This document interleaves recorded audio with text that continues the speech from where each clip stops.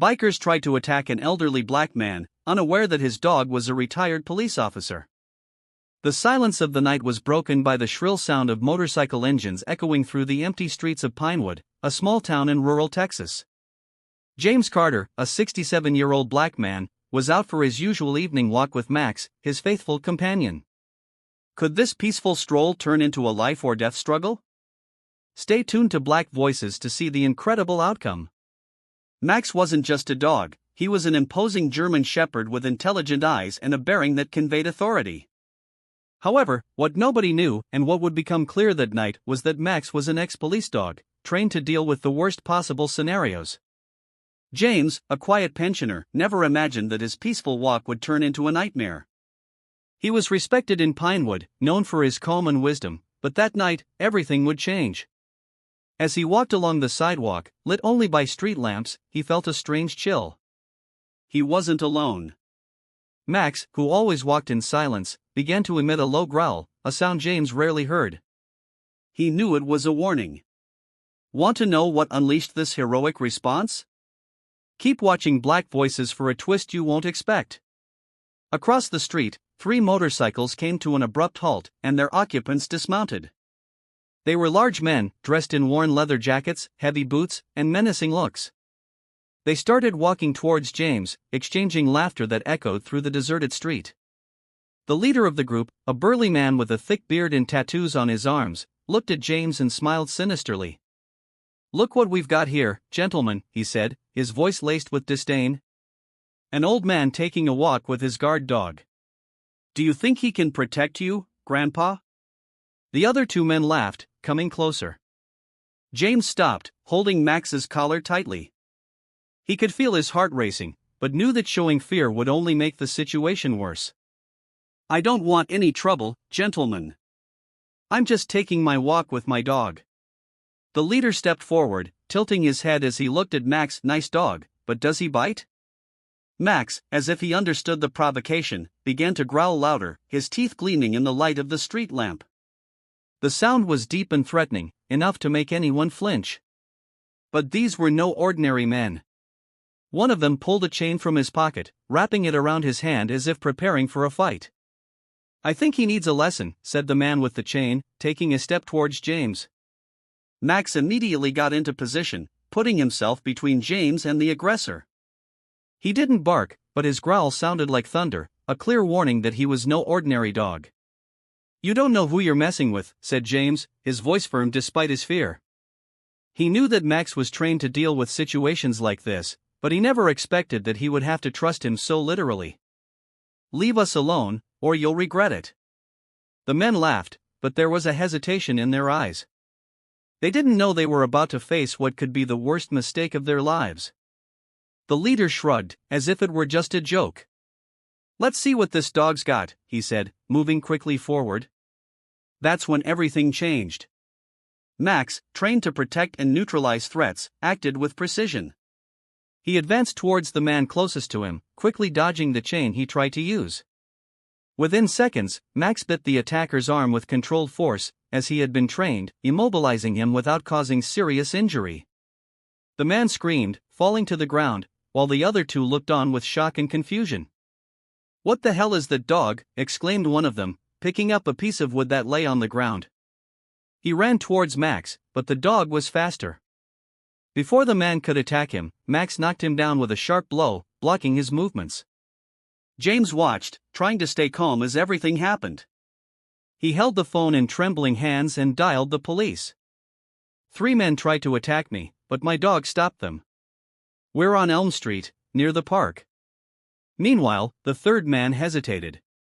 He looked at his companions, who were on the ground, and took a step back. "This is crazy," he said, turning to run. But Max wasn't going to let anyone get away. In one agile movement, he placed himself in the man's path, blocking his escape. The man raised his hands, trembling. Okay, I give up. Just call this dog back." James finally spoke. "Max, stop." The dog obeyed immediately, returning to James's side, but keeping his gaze fixed on the fallen men, as if to say, "Don't try anything else." When the police sirens began to echo down the street, the men were already subdued, and Max remained vigilant. James looked at his faithful companion, feeling a mixture of relief and pride. He knew that night would be remembered forever, but the story wasn't over yet. The arrival of the police would reveal more of Max's past and bring an even more surprising outcome. The red and blue lights of the police cars illuminated the street as the officers parked and rushed out. James stood firm by Max's side, while the dog remained attentive, never looking away from the men on the ground. The scene seemed straight out of a movie. 3 bikers, previously confident, were now subdued, unable to react to an elderly man and his dog. One of the policemen, a tall man with gray hair and a rigid posture, walked up to James. "Sir, we got your call. What happened here?" His expression was serious, but as he looked at Max, his eyes widened with recognition. "I was walking with Max when these men tried to attack me," James explained, pointing to the 3 on the ground. "But Max dealt with them before they could do anything." The policeman looked at Max again, bending down to look at him more closely. "Wait, is that Max? Max from the city's K-9 department?" His voice was full of surprise. James frowned, curious. "Yes, that's him. I adopted him a few years ago after he retired from the police." "Why?" The policeman smiled, shaking his head in disbelief. "I worked with Max years ago. He was a legend in the department. That dog is responsible for some of the biggest seizures and captures we've ever had. I can't believe he's still in action." Meanwhile, the other officers began to stop the bikers. One of them, still trying to shake off the pain in his arm where Max had bitten him, shouted, "That dog is crazy. He nearly tore my arm off." The gray-haired policeman raised an eyebrow and replied calmly, "That dog saved lives, and from what I can see, he was only protecting his owner. You should consider yourself lucky that he was so merciful." Another policeman, younger and clearly a rookie, looked at Max with admiration. "So it's true? Is he the Max from the training tapes my instructor always talked about, like he was a legend?" "That's him," confirmed the older policeman. "And he doesn't seem to have lost his touch." As the officers handcuffed the men, James felt a sense of relief come over him, but also a growing curiosity. He knew that Max was special, but he had no idea that his dog was so well known. "So Max really was a legend in the police force?" he asked. The gray-haired officer replied, "More than that. Max was one of the best, smart, fast, loyal. He saved lives and dealt with some of the most dangerous situations. And from what I've seen today, he's still the same hero." The bikers, now completely defeated, were put into the cars. One of them, still nervous, tried to justify his actions. "We weren't going to do anything serious. It was just a joke." The younger policeman laughed humorously. "A joke with an old man and a dog? Sounds more like an attempt to intimidate. And you picked the wrong people." As the cars drove away, James looked at Max, who finally relaxed, his tongue hanging out of the side of his mouth as if nothing had happened. He bent down and ran his hand over the dog's head. "You're amazing, kid. I don't know what I'd do without you." The gray-haired policeman smiled as he watched the interaction. "You know, Mr. Carter, dogs like Max aren't just pets. They're partners, heroes. And tonight, he proved that, no matter how much time has passed, he's still ready to protect those he loves." James nodded, touched.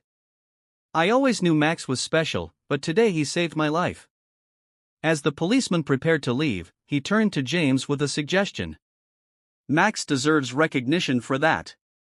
He may have retired, but he's still an example of courage and loyalty. We should do something to honor him."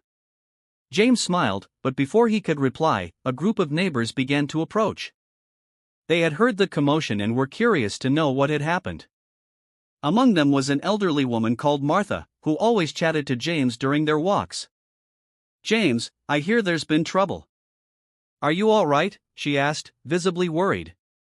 "Thanks to Max, I am," replied James, briefly explaining what had happened. The neighbors were impressed. Many of them already knew Max and knew he was a special dog, but hearing how he had dealt with 3 dangerous men single-handedly made them even more admiring. One young neighbor even started recording a video to share the story, saying, "The world needs to know about Max, the hero dog." As the night wore on, James began to reflect on what had happened. He knew that Max was loyal and protective, but that night proved that his dog wasn't just a companion, he was a true hero, ready to face any threat, even years after his retirement. The following days were full of excitement in the Pinewood neighborhood. The story of James and Max spread like wildfire.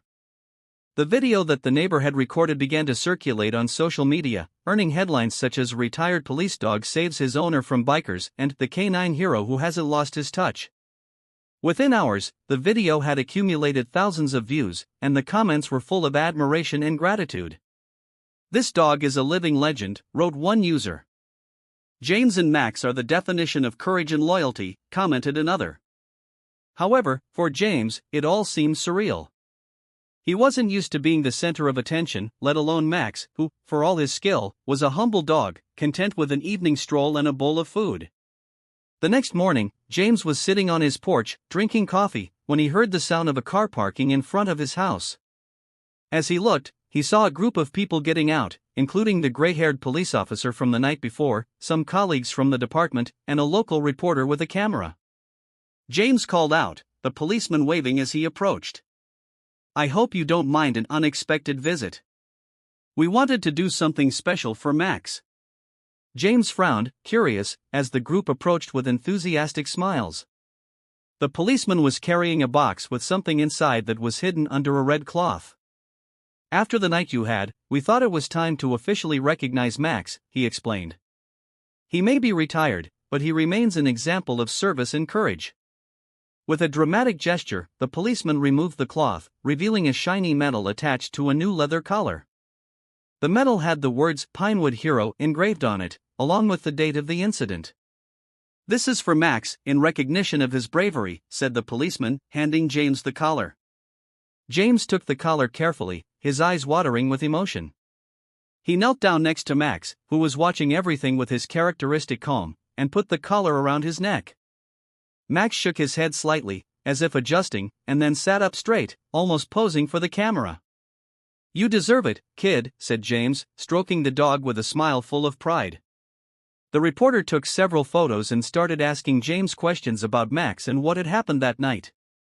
James answered humbly, giving all the credit to his faithful companion. "I always knew Max was special," he said, "but what he did that night, he reminded me that loyalty and courage can come from where we least expect it."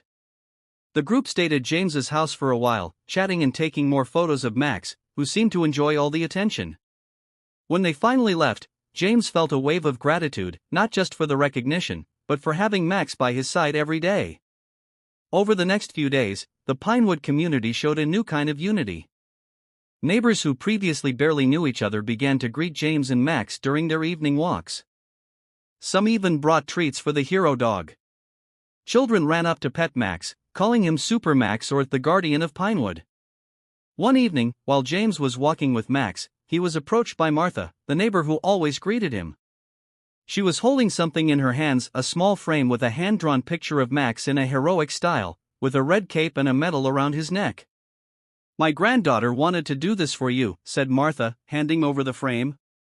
She heard the story and was so inspired that she wanted to pay tribute to Max. James was moved by the gesture. "Tell her it's beautiful. I'll hang it in the living room. Max will love it." Max seemed to understand, wagging his tail and giving her a lick. But not everyone was so happy with the way things were going. The bikers who had tried to attack James had not escaped the incident. Security cameras in the area captured all the action, including the moment when one of them pulled out a knife. The evidence was overwhelming, and they faced charges that kept them in jail pending trial. James, on the other hand, decided that he wanted to attend court. He knew it was important to show that not only he, but the whole community, would not tolerate that kind of behavior. "They need to understand," James told the gray-haired policeman, "that what they did was not just an attack on me, but on everyone who struggles to live with dignity." Days turned into weeks, and James and Max's story continued to resonate throughout the Pinewood community and beyond. The trial of the bikers brought a sense of justice. During the hearing, James, accompanied by Max, was invited to testify. In a firm voice, he recounted the events of that night, highlighting not only Max's courage, but the importance of everyone standing together against violence and intimidation. The bikers, now visibly remorseful, listened in silence. The sentence was severe enough to ensure that they would think twice before repeating any similar action. But James, true to his compassionate nature, hoped that they would really change their lives. Sometimes a hard lesson can be the starting point for becoming a better person, he said as he left court. Shortly afterwards, Pinewood Town Hall organized a special event in Max's honor. Families, neighbors, and even people from surrounding neighborhoods attended.